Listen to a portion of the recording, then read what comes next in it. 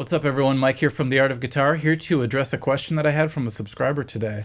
He was asking about a lot of good guitar players that he likes, great guitar players. Whenever they play single notes, some lead parts, they seem to move their right hand a lot, almost like they're strumming, and he was wondering how you're able to do that. He actually asked more about Voodoo Child, the Stevie Ray Vaughan version, and I know when I first started out I played it like this. Keep it on my right hand for a second. Add the wah pedal here. When you watch Stevie do it, he goes something like this.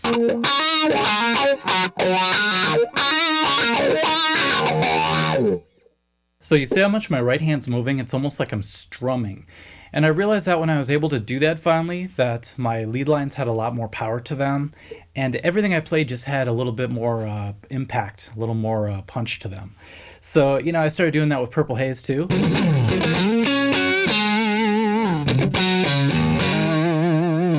The old me would have gone. Big difference, right? That example I just showed, I was really focusing on each string, trying not to make any mistakes. But the first version, I was just wide open and free with it. And that's what I want a lot of you guys to study. That way you're able to play with that freedom and expression that comes with the ability to do this. So what I told him was it's a lot of left hand muting. He thought it was palm muting, but he actually had it backwards. First thing you want to notice, I'm just going to use a different angle than I'm used to on this, just so you can really see my left hand. When I play this, it's easy just to go with the single notes, right? To go.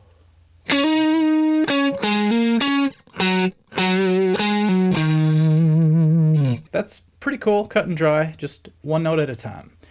When you start to do the real left hand muting, what's going to happen is your index finger is now going to be responsible for a whole lot more. Its workload just got quadrupled, okay? So here's what we're going to do.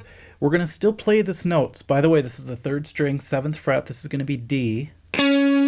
And keep in mind, I'm tuned down half a step, just like Stevie Ray was. And the first thing we're going to do is we're going to do a hammer-on onto the 9th fret. So from D to E, we're going to go. While you do that, what we're going to have to do is we're going to have to let our index finger take on a couple more jobs. The first thing you want to do is you want to mute the 1st string and the 2nd string at the same time you're fretting the 3rd string. So watch how I do that. I just angle my finger a certain way so that I'm still fretting the note I want, but I'm touching the other 2 strings below it. So we have this string, the 1st string muted. We have the 2nd string muted. You actually want to test it like that. That's very important. The 3rd string is making a sound. So now what I want you to do is take your pick and go ahead and play 3 strings, the 3rd string, 2nd string, and 1st string at the same time. Even though you strummed 3 strings, you should only hear the 1 string. But you still get that percussive effect of the other strings, which is where the magic is. Alright, so you see how your index fingers are so important in this case? Now what we're going to do is we're going to just try to hammer onto that E while keeping everything the same. So we're still going to strum 3 strings, but we're going to hammer onto that E. Alright, real slow, it would sound like this. Okay, you would hear the clicks of the other string because they're still being played. So you don't want that, you want to strum fast through them. Compare that to just 1 string. Just a little more hollow sounding. So here's what we have. Now you might notice I'm doing this out of habit, but look at my index finger. It's also touching the D string right above it. It's not fretting it, it's not touching it like this. What it's doing is it's shooting up from underneath it to touch it. And that'll ensure that we kill that string now too. Lots of killing of strings today. Alright, that's the only sound it's going to make. So we just graduated on to 4 strings of left hand muting. So we have the index finger playing the 3rd string, actually fretting it. Killing the high 2 strings, 1st and 2nd strings. Now it's also killing the 4th string.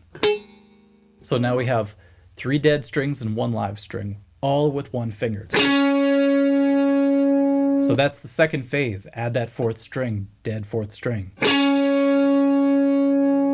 Now we're going to go back to the hammer-on to the 9th fret. See if we can make that happen while muting 4 strings. We're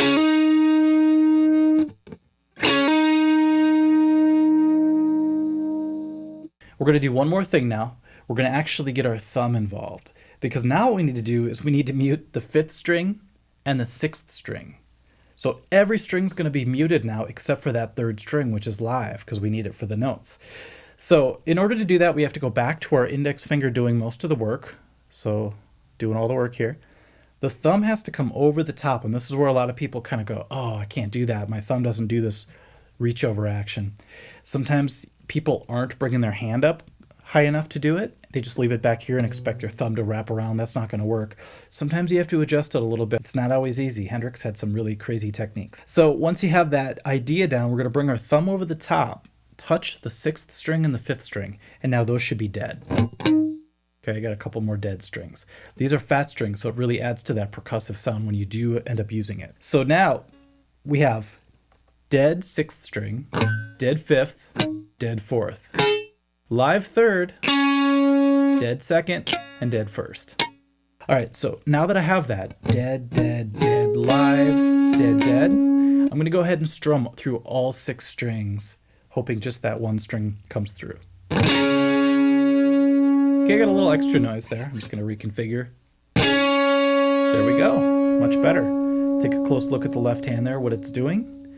The thumb's coming over the top. Actually, it's touching that 4th string a tiny bit too. It looks like I'm pinching it, but I'm just barely touching it.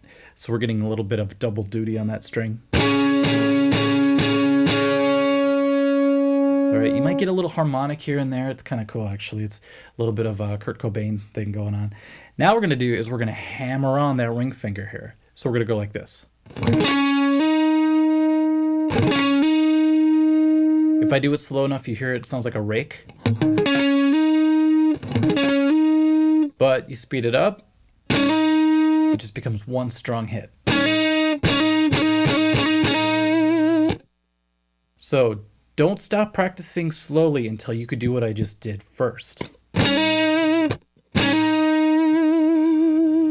Then when you move on to other strings, let's say now I go onto the D string to play. Well, everything will shift over a little bit. Back to the 3rd string. Now I know what you're thinking because I thought the same thing. Every time I switch strings, I'm going to have to reconfigure and do all this. It only is tough at first. Eventually, it all starts to happen automatically, and that's when it gets kind of scary because you're not even thinking and everything's being muted around what you're playing. It's really cool.